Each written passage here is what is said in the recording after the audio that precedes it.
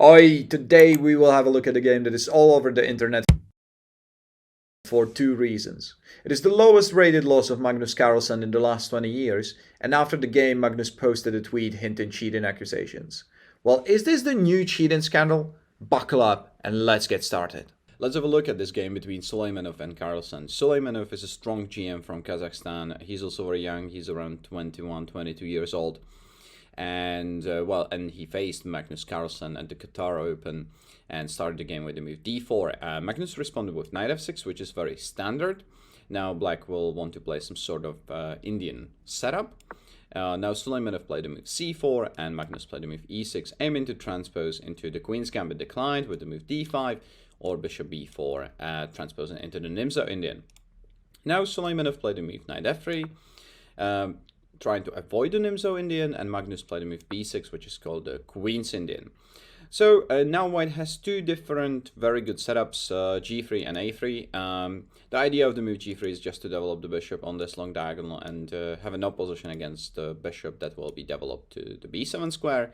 The idea of the move a3 is to just simply protect the b4 square and stop black from playing the move bishop b4. So Suleymenov played the move a3 in this game, and Magnus responded with the move bishop a6, which is the second most common move. The most common move is bishop b7. Now, what is black trying to achieve by playing the move bishop a6? Well, bishop a6 is hitting the pawn on c4, and now white has to protect the pawn in the next move. And that is some sort of concession in a way. Because if white played, let's say, queen c2, and Magnus played the move bishop b7, which is what happened in the game.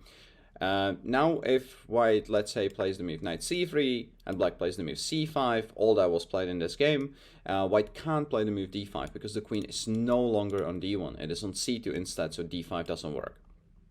So bishop a6 is basically aiming to play this kind of c5 setup, which would not be possible if black started with the move bishop b7, because then after knight c3, if black goes c5, we just simply go d5.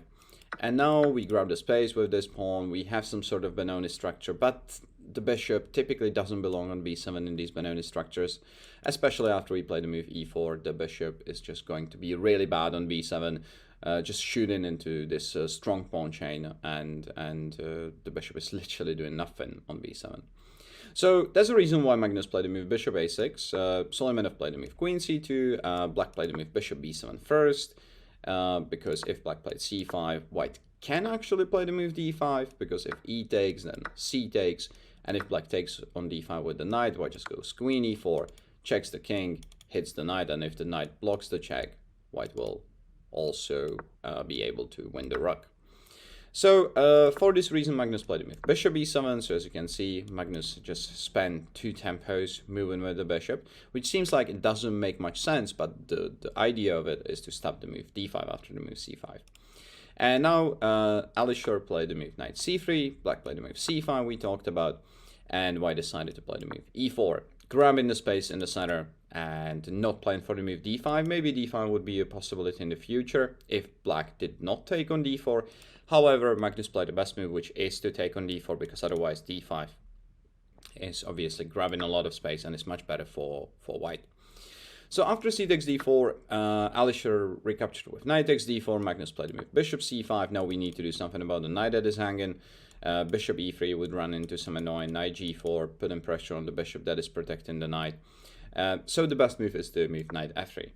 Now it might seem like black has a very strong move and it will be very difficult for us to stop knight takes f2 after the move knight g4. However, there is a way how to save the pawn, and actually this position is already better for white. You just need to play the move bishop g5, hit the queen, win a tempo, and now if black moves with the queen, let's say to c8 or c7, we can always protect the pawn on f2 with our bishop. So this is not really ideal for black, and therefore Magnus played the move knight c6 instead. Now Alisher played the move b4, Magnus dropped the bishop back. The knight d4 line is not ideal if white moves to the queen, because then after something like knight takes f3, g takes f3, that opens up the g file, and that's a big problem for black's king, who will want to castle short. So bishop e7 is the better move. Now black is playing for some sort of hedgehog setup after d6, a6. And this kind of setup is maybe at the first glance very passive. However, it can be dangerous. It can be dangerous. I am the danger. Because if you're not careful enough as white, and if you just start attacking your opponent and sacrifice his pieces, black will just be able to defend the position because the position is very solid. So as white, you also need to play a little bit more strategic chess, and it's more about maneuvering with pieces. But for example, here, obviously, it is at the expense of the space for black. So after bishop e7, white played the move bishop e2, and Magnus played the move queen b8, which might seem a little bit awkward. To be honest, it is possible to play short castle and then queen b8, or queen b8 first and then short castle is basically going to transpose. The idea of the move queen b8 is that after rook d1 that occupies the d file, short castle, now black would like to play the move rook c8, get the rook on the c file, and black couldn't really play the move queen c7 earlier because that would run into some stuff like knight b5, hitting the queen, improving the knight with a tempo, so that wouldn't be ideal. So as you can see, black can just start with the queen b8 or play short castle and then queen b8, and it doesn't really matter. Now Alisher played the move bishop e2, bishop d3 was also an option, but that would block the d file. Perhaps it would enable black to play something like d5 in the future. So I think that it is better for now to put the bishop on e2, and we will see what do we do with the bishop later on. Now Magnus played the move d6. Alisher played the move short castle. All this is very standard. Black played the move rook c8, and white played the move rook e1. So as you can see, white is just trying to find ideal squares for all of the pieces. And quite frankly, all of the pieces are very well placed. Every single piece is just active. Maybe the queen at this point is a little bit vulnerable on the c file, because the rook on the c8 is perhaps going to put some pressure on the queen and is already x-raying the c file. So that's something that white will have to deal with. Let's have a look at what was played in the game, which was the move bishop f8, which is a waiting move. Black doesn't really have an active plan, but this move is at least reinforcing the king, so that makes absolute sense. And now white played the move bishop f1. The idea of this move is that no matter where the bishop is, it will still have the same range of squares, so it is probably the best to put it on f1, so it is not blocking either of our rooks on e and d files, respectively. Now in this position, that's the moment, that was the critical moment of this game, when Magnus started going wrong. Magnus played the move knight e7 in this position, which seems to make some sense, maneuver the knight to g6. However, the problem of this move is that white can play the move knight b5 and now hit the pawn on d6. And now, obviously, because of the bishop, because of the knight on e7, the bishop on f8 is no longer protecting the pawn on d6. And also, we are threatening to take the knight on f6 and weaken the position of our opponent's king. And now the best move is apparently knight g6, allowing the bishop takes f6, g takes f6, and white is better in this position. But Magnus decided to play something much more logical. Much more logical, but it was the losing mistake. Magnus played the move knight e8. It seems that Magnus holds the position, but the problem is that his pieces are very, very passive, and white found an ideal way of how to punish that. Well, what did Alisher play? Alisher played the move knight g5 double exclamation mark. And now what is the idea of the move knight g5? Well, the idea is very simple. White wants to play the move e5, threatening to checkmate black on h7. And that is quite a big threat, and black needs to do something about it. In this position, Magnus played the move knight g6. Could have played the move h6, but there would be very nasty, annoying sacrifice. Knight takes f7, king takes f7, and after that Magnus would face the move e5. And this is really bad for black, because now white is threatening to take on d6. Also sometimes might have ideas like queen h7 with checkmates like rook d4 and rook f4, bishop e2 and bishop h5, because the queen on the h7 would stop the king from coming back to g8. And if black takes on e5, which seems to be the most logical move, then white just takes on e5 and traps the queen. So this is immediately absolutely lost. So Magnus was careful enough and did not play the move h6. However, knight g6 is not making his position much better. The reason why the position is going to fall apart soon is that after e5, if black takes with the d-pawn, we will just simply take with our bishop, trap in the queen, the bishop on e5 is protected, and if black takes with their knight, then we have a checkmate. And yeah, well, I guess that Magnus saw all this, so that's the reason why he didn't go for this line. So what did Magnus play? Magnus played a move d5. D5 probably makes the most sense in this position. It is much more practical than any other move in the position. However, the problem is that this position is already completely lost. White played the move queen b3, dealing with the c-file, and now the idea is to go to f3 or h3 and then deliver a checkmate. And that's a big problem, and Magnus needs to do something right now. However, the something right now doesn't work at all. Magnus played the move bishop e7, attacking the knight on g5, and now we can only guess whether Magnus actually anticipated White's next move or not. But here we go, the knight sacrifice on f7, and this is basically the story of this game, because now White is going to strip Black's king naked by sacrificing more and more material until White finally finishes Black off. So what should Black do in this position? Well, if Black doesn't accept the sacrifice on f7, then the position is basically lost and the game is over. It is at least the most practical option to just simply recapture the knight, now close the eyes, and just hope that maybe White won't see any way of how to finish Black off. So after king takes f7, White played the move c takes d5, and when I said story of this game, I meant it literally, because now rook sacrifice on d5. Well, White is sacrificing almost all of his material, but it seems that it will be enough because the king is really, really weak.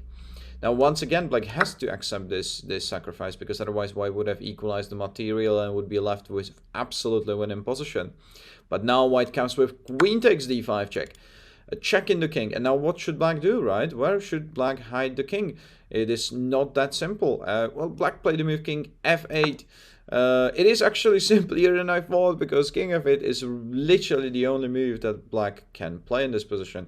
So it is simple to find this move, but that doesn't mean it is a good move.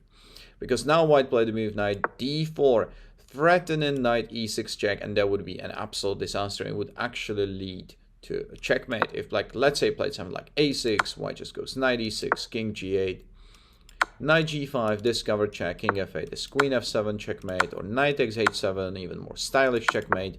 If Black goes king h8, then knight f7 check, already planning this smothered type of checkmate, but it is not a smothered checkmate because Black can't even recapture on g8, so it is just a checkmate by force. So for this reason, Magnus decided to play the move knight f4 to hit the queen and protect the e6 square. He could have also played knight c7, but that would also go wrong after queen f3 check. If Magnus goes king g8, White just goes knight c6, hits the queen, and now if the queen moves, White takes on e7, and it is with a check, so White wins the queen. This is a nice discovered attack. So Magnus played the move knight f4, White played the move queen f3, hit the knight. Now White is definitely going to win the knight back after king g8. White wins the knight back. Finally, the material is equal, but look at White's pieces. All of them are really active, and then look at Black's pieces. They're all really, really sad because they haven't been even involved in the game. It's only White who has been playing for the first 27 moves. And quite frankly, there is not really any way of how to get back into the game as Black in this position, as long as White obviously finds the right way how to finish the game. So Black played the move queen b7, and now Alisher played the move knight f5. The idea of the move knight f5 is that now the queen protects the c4 square, so White wants to play bishop c4 check and start attacking Black's king. Now if Black, for example, played the move like a5, ignoring the bishop c4 threat, White will just simply play bishop c4 in the next move, and after king h8 there is a super strong move. Guess what is going to be for dinner? Bishop d5, skewer hitting the queen, hitting the rook. Yeah, well, this is basically over, because if black takes on d5, we will take on e7, hit the queen, and threatening to checkmate black after queen f8. So, yeah, well, a5 does not work at all. Black can't allow us to play the move bishop c4. However, there is not really a good way of how to stop us from playing the move bishop c4 check. Because after black played b5, Alisher just said to Magnus, you know what, I'm just gonna take that pawn on b5. And I don't care if you take my bishop on b5, because then I will take the bishop on e7 with a check. And you know what, I don't even care about your rook. You can keep it. After king h8, I'm gonna go for a checkmate. Queen f8, game over. So bishop takes b5 is basically just laughing into Magnus's face, because now you can't take, and I'm just gonna play bishop c4 in the next move, right? So Magnus played bishop f8, and Alisher played bishop c4 check, king h8, knight h6, with the same idea, threatening to take the bishop on f8 with a checkmate. Knight f7 is coming. After king g8, well, knight d6 is coming, because it will be a discovered attack on the queen, and discovered check on the king. The game is completely over. I don't think I've ever seen anyone below, let's say, 2700 absolutely trashing Magnus like this. It is an amazing game by Alisher Suleymenov. He's definitely a great player, but this is probably the peak of his career. I don't think that you can get any higher than just beating the absolute shit out of the best player in the chess history in the 31 moves. Well, it was an amazing game by Alisher, who showed us his huge potential. And if you would also like to beat Magnus in 31 moves, make sure to share, like, subscribe, comment, and also buy an analog watch. I heard it helps. For now, bye.